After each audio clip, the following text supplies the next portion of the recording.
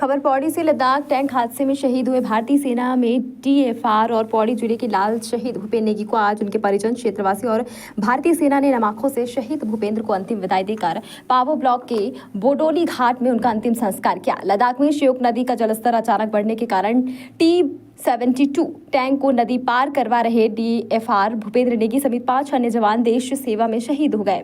शहीद भूपेंद्र नेगी पौड़ी जिले के बिशल्ट गांव के रहने वाले थे। आज उनका पार्थिव शरीर उनके गांव पहुंचा तो हर किसी की आंखें नम थी।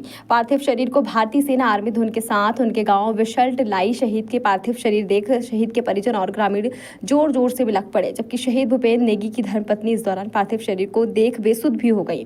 भूपेंद्र बीते 18 सालों से भारतीय सेना का हिस्सा थे। भतीजा जो है देश के लिए वीर हुआ, शहीद हुआ, मुझे इसी से खुशी है। साफ दुखी है कि उसके छोटे छोटे बच्चे इससे भी दुख। बाकी आप क्या बोल सकते हैं? मैं हाँ, सरकार से जितना भी हो सकता है परिवार के लिए सरकार कुछ न कुछ करे। शहीद भूपेंद्र नेगी के चाचा उमराव सिंह का कहना है कि सरकार को उनके परिवार के सुध लेकर उचित फैसला लेना चाहिए। शहीद भूपेंद्र नेगी के पार्थिव शरीर को सैन्य सम्मान के साथ पावो ब्लॉक के बोडोली घाट लाया गया, जहां शहीद भूपेंद्र नेगी के बेटे ने रोते बिलखते उन्हें श्रद्धांजलि देकर उनकी अंतिम विदाई दी। इस दौरान कैबिनेट मंत्री व क्षेत्रीय विधायक धन सिंह रावत और कांग्रेस के पूर्व प्रदेश अध्यक्ष गणेश गोदियाल समेत भारतीय सेना और क्षेत्रीय जनता ने नम आंखों से शहीद भूपेंद्र नेगी को श्रद्धांजलि दी और अंतिम विदाई देकर शहीद का अंतिम संस्कार किया गया। शहीद भूपेंद्र अपने पीछे अपने पिता, अपनी पत्नी, 3 बहनों और 2 बेटी और 1 बेटी को छोड़ दुनिया को अलविदा कह गया। इस भावुक पल कैबिनेट मंत्री धन सिंह रावत ने कहा कि देश के लिए भावुक पल है, लेकिन देश के लिए भूपेंद्र की शहादत गर्व का पल है। उन्होंने कहा देश के लिए भूपेंद्र द्वारा दी गई शहादत को देश याद रखेगा और शहीद के परिवार से पूछकर परिवार की हर संभव मदद की जाएगी।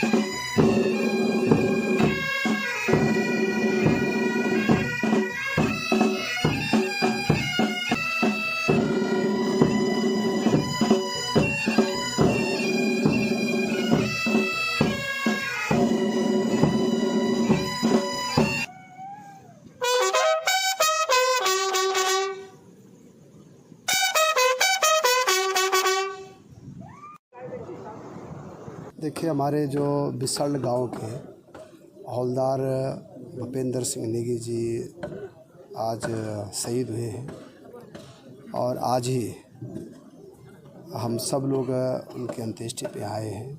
मैं सबसे पहले तो सरकार की तरफ से, अपनी तरफ से, क्षेत्रवासियों की तरफ से उनको श्रद्धासुमन देने आ रखा हूँ।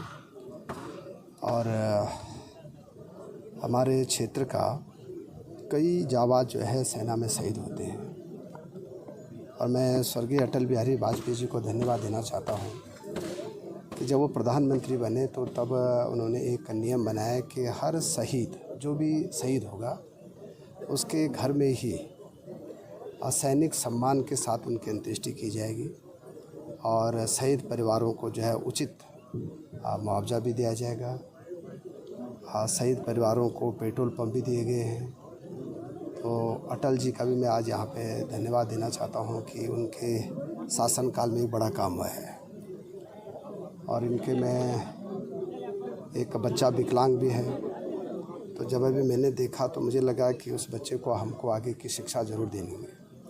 तो मैं कह सकता हूँ कि उनके परिवार के लिए जो भी हम कर सकते हैं वो ज़रूर करें। मेरे यहाँ जो भी शहीद होते हैं, चाहे आपने देखा होगा कि साकरसैंड में भी पिछली बार शहीद हुए थे, फिर ढोंडालसो में भी हुए थे, फिर हमारे ताल गांव में हुए थे। तो हमने सभी का धारकोट के शहीद का भी हमने उनके नाम पे इंटर कॉलेज रख दिया है।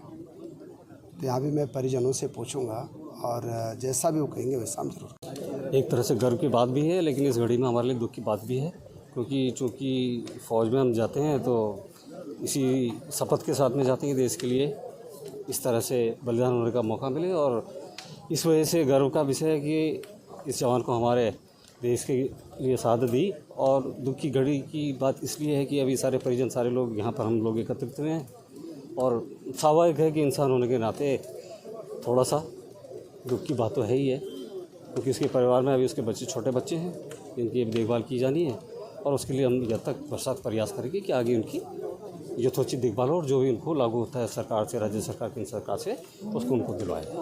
खबर भारतवर्ष के लिए पौड़ी उत्तराखंड से भगवान सिंह की रिपोर्ट। अपने शहर, अपने प्रदेश की ताज़ा खबरों के लिए लाइक करें, शेयर करें, सब्सक्राइब करें और हाँ, बेल आइकन दबाना ना भूलें, क्योंकि खबर हमारी, फैसला जनतंत्र का।